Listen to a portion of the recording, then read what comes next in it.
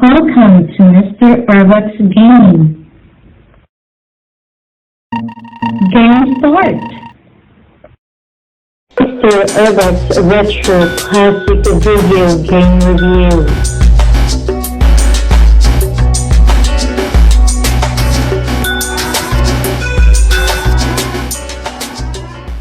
Atari Inc., an American video game developer and home computer company founded in 1972 by Ted Dabney and Nolan Bushnell. Atari is an icon and instrumental to the arcade and video game industry. Atari was formed to make arcade games and would bring the simple classic Pong to arcades the same year they formed.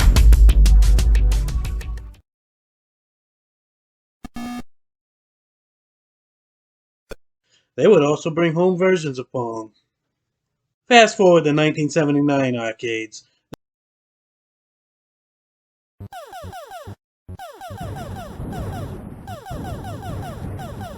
The iconic Asteroids would be released by Atari in North America, November 1979, Europe the same year, and in Japan, January 1980. Asteroids Deluxe would be released in the arcades in April 1981, a significantly more difficult sequel.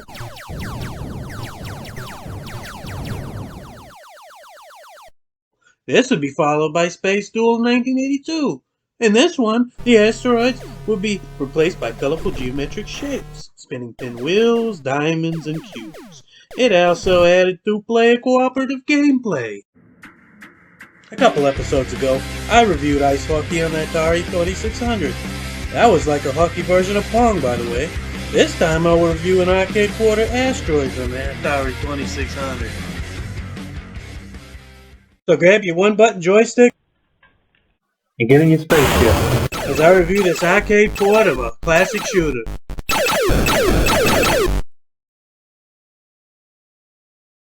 Let's look at the instruction book for the inside story of this simple game. Cosmic Space Patrol. On a quiet, serene evening, the Cosmic Space Patrol sets out for the usual night cruise through the boulevards of space. This beat was always the same.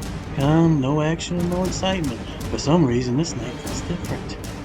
Shortly before 0200 hours, some form of intergalactic material is sighted through the visual platform counter. The material is too large a mass to measure. It's drifting closer. Look out! It's a giant asteroid boulder and it's headed straight for the cosmic spacecraft. The only chance for survival is to dodge the boulder or destroy it. Destroying it doesn't mean just breaking it up. It means vaporizing it. Small asteroid boulders are equally as fatal as large ones. Whew! The boulder just missed colliding with the cosmic spacecraft, but suddenly the Cosmic Space Patrol find themselves surrounded by thousands of the deadly asteroids. The Cosmic Space Patrol must act quickly to save their spacecraft and spare their lives. The spacecraft is equipped with photon torpedoes, hyperspace, shields, and flip control. The Cosmic Space Patrol is highly trained to handle this situation. Could you do as good a job as the Cosmic Space Patrol? How would you protect yourself if you were caught in a deadly asteroid belt? This is your big chance to fly through the dimensions of space and fend against the asteroid boulders. The longer you survive, the more space has at your encounter. So as is normal with Atari 2600 games, you can get started immediately. You can select between two difficulties, A and B. Set it to A for a true challenge. The satellites and UFOs do not appear in Mode B. The classic arcade way, no matter how good you perform, there is no end in sight. The only end is death. Achieving the highest score you can is your only option. You start off in the middle of the screen with lines of asteroids moving down and up on both sides of the screen. You press the little red button to shoot them, and they break into medium-sized rocks, which get shot again will be small rocks and can be destroyed. You get more points for the smaller pieces.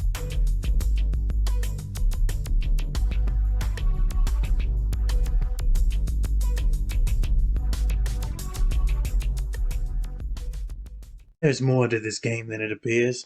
In fact, you have the option of a slow or fast mode. You can also choose which special ability you want for your ship, hyperspace ability or the shield. The other option is how many points it takes to get a 1-up.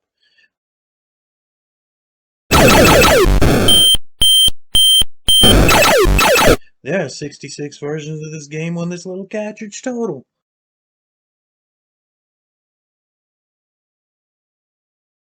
Let's talk about the graphics. Are they any better or worse than the arcade original? Yes, the arcade hardware is more powerful, but that still might be subjective because it depends. Do you prefer white lines with no color asteroids, or asteroids and UFOs that are every color of the rainbow? The Atari 2600 was not capable of the vector graphics of the arcade, but I prefer the colorful graphics of the home port. The team behind this game did the best job they could with what they had.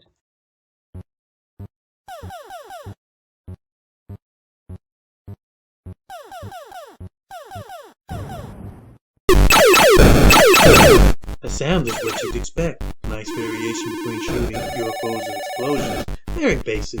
The music, though repetitive, I never tire of it. It helps with the tension of the game despite only being 2 notes repeated over and over, especially when the music speeds up with circumstances change. The music sounds similar to the theme from the movie John.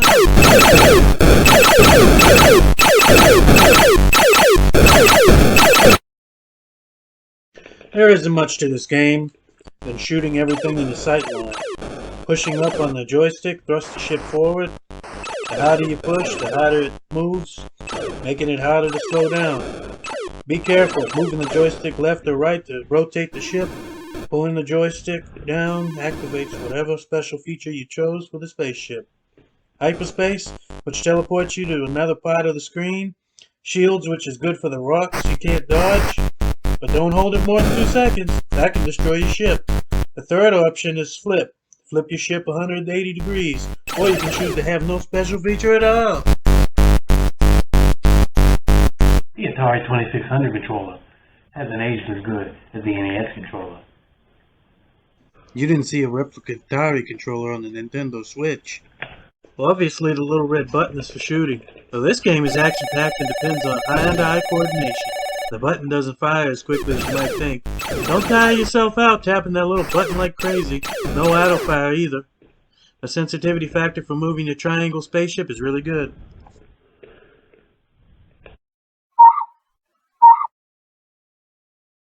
Let's highlight the negatives.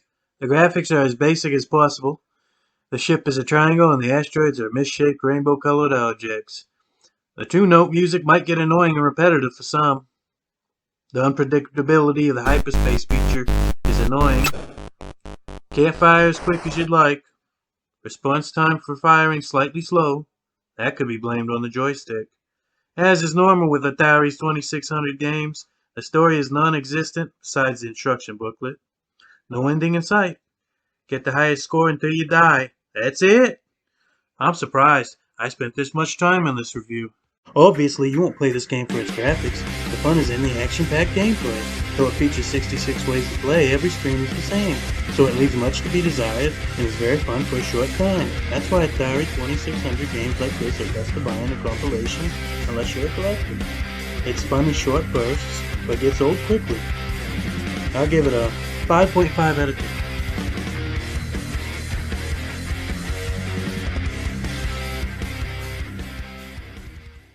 Game over. Wait, one more thing. This is an Asteroids 2-parter. Next episode I will be reviewing Asteroids for the upgraded Atari console, the Atari 7800. Game over.